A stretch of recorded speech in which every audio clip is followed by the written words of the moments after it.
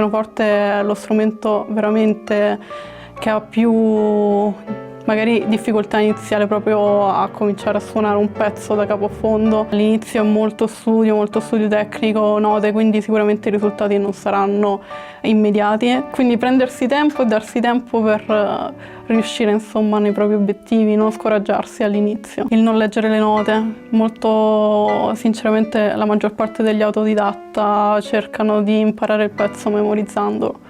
Quindi è molto faticoso all'inizio magari anche l'approccio per loro a leggere lo spartito. Imparare memorizzando è importante, è una grande fetta del lavoro soprattutto quando si suona in pubblico, però sviluppare anche la capacità di leggere lo spartito subito e contestualmente insomma proprio essere anche autodidatta in questo è fondamentale. È difficile inizialmente sotto questo aspetto, è difficile anche per gli autodidatta ascoltarsi, perché diciamo il loro obiettivo iniziale è riuscire a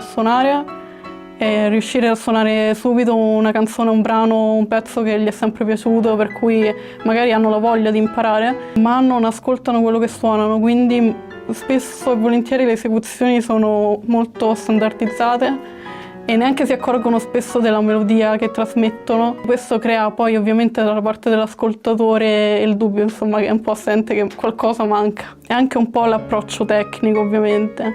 perché un autodidatta si sofferma spesso sugli spartiti, quindi molto volentieri la mano non è molto impostata, quindi ci sono errori un po' tecnici sull'impostazione, ma anche semplicemente il sedersi al pianoforte. E questo crea poi in tutta la struttura corporea un problema di base, quindi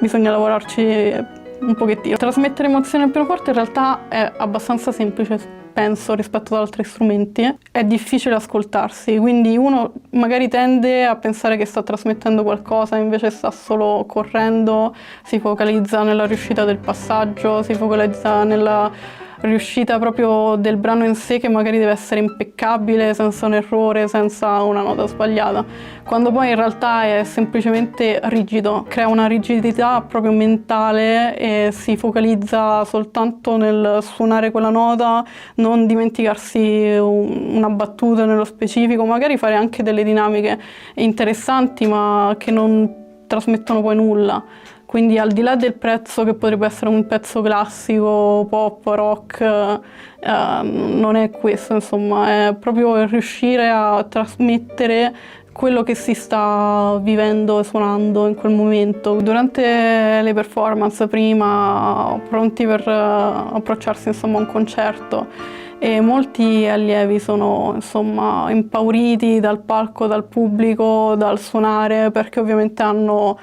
sia studiato un lavoro dietro, hanno paura di non dimostrarlo. È un peccato sinceramente, perché bisogna essere consapevoli di quello che si è fatto sempre. Raggiungere una maturità a livello tale che insomma l'importante è essere consapevoli di ciò che si è fatto e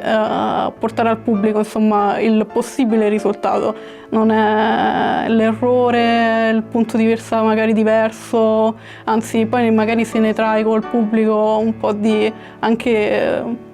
discussioni in merito. È capitato diverse volte magari che suonassi dei brani e persone che l'avessero suonato non erano d'accordo sullo stile che gli avevo proposto in quel concerto, però insomma è sempre un punto di vista, è quello che dovrebbero insomma imparare gli allievi durante il loro percorso. Le tappe per imparare a suonare il pianoforte sono sicuramente iniziare a leggere tanta musica, iniziare con le basi tecniche, scale, accordi, arpeggi, che sono fondamentali per potersi muovere a 360 gradi su un qualsiasi palco, dalla musica classica che magari all'improvviso si suona con orchestre, quartetti, ci sono cadenze che uno deve magari sviluppare da sé, a musica pop rock che da un momento all'altro esce fuori una canzone, un brano che bisogna suonare. E, insomma, avere l'indipendenza di capire e muoversi sotto questo aspetto è fondamentale. Imparare un brano, non dico che lì per lì serve soltanto a quel brano, perché ovviamente c'è una struttura tecnica, musicale, armonica, però non garantisce, diciamo, essere musicisti a 360 gradi. Penso che utilizzare le applicazioni, soprattutto per imparare il pianoforte, inizialmente possa essere d'aiuto, perché è un approccio nuovo, però deve essere proprio con un accompagnamento comunque di un insegnante, perché lì si vede ciò che si vuole suonare e basta. Poi ovviamente l'alunno di per sé non è in grado di controllarsi, di controllare l'impostazione della mano, se sta suonando correttamente con le dita giuste, eccetera. Imposta magari un lavoro che non è corretto da tutti i punti di vista, magari la melodia c'è ma tutto il resto viene a mancare. Quindi magari può essere uno spunto anche per appassionarsi ad un certo genere di musica e riuscire anche un po' da sé all'inizio a studiare, darsi un po' anche il ritmo per studiare. Ma non deve essere, diciamo, l'unisono, un tablet o un telefono davanti a un pianoforte che possa insegnare, insomma, a un allievo senza il supporto comunque di un insegnante, un maestro che lo indirizzi comunque anche direttamente in quello spartito o in quel brano all'impostazione della mano o anche alla lettura delle note. Molto spesso comunque queste applicazioni non hanno solo l'aspetto visivo, ma adesso hanno introdotto anche degli spartiti direttamente perché vogliono anche ampliare quindi un po' il livello di apprendimento sulla lettura delle note, che la vedo una cosa abbastanza positiva, però non può mancare insomma un supporto di un insegnante, di un maestro a questo utilizzo. Non mi sento di consigliare ai musicisti né autori di musica classica, pop e rock in generale, ai miei allievi. Preferisco che mi propongano dei brani che vogliono suonare e che mi parlino un po' della loro musica, quello che ascoltano in quel periodo, perché non credo di dover influenzare nessuno, insomma. L'insegnante influenza parecchio, insomma, soprattutto insegnanti di musica influenzano parecchio l'ascolto dei propri studenti. Diciamo con il mio vissuto e quello soprattutto di una mentalità classica, come nel conservatorio a me sono stati sempre per lo più imposti dei brani e molto mi limitava anche sicuramente, ho sempre pensato questo. Tendo sempre a cercare un rapporto con lo studente da ok, mi piacciono i musicisti classici, quindi autori, Chopin, Shostakovich, anche Prokofiev, insomma brani del genere suonati comunque da immensità insomma della musica classica come Pollini, Argerich e tanti altri, però apprezzo molto anche gli studenti che mi dicono no, io assolutamente ascolto musica rock, pop, oppure chi mi dice appunto Billie Eilish o anche direttamente i ragazzi che vanno più sul rap pop, ma alla fine che preferiscono anche suonare Chopin. È un modo di sentire la musica e sentirsi in quel momento, essere parte di quella musica. Se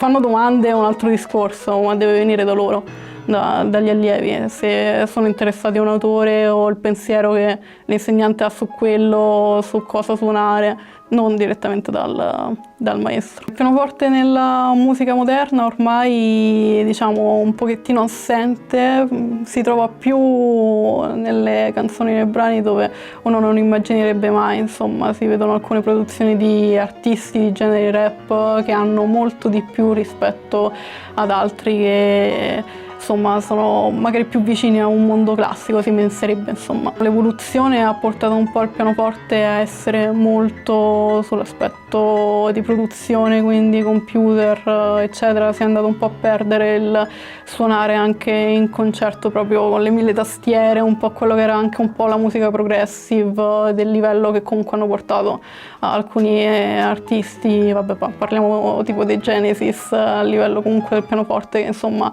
di tutto rispetto l'hanno fatto approcciare a un mondo un po' distante, insomma, dal classicismo. Si vede poco, si vede molto dietro le quinte, ma appunto è in un ambiente magari che uno non si aspetta. Io ho fatto gli studi classici, quindi parto da medie musicali, pianoforte, entrato in conservatorio,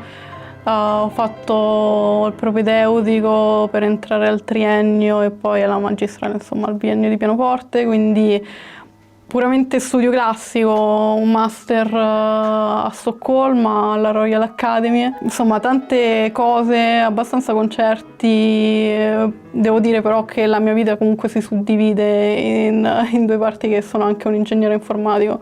Ho cercato sempre di conciliare questi due aspetti della mia vita, cercando di non togliere niente a nessuna delle due parti, comunque sempre. Ho fatto gli studi in ingegneria informatica, master in cyber security e quant'altro, però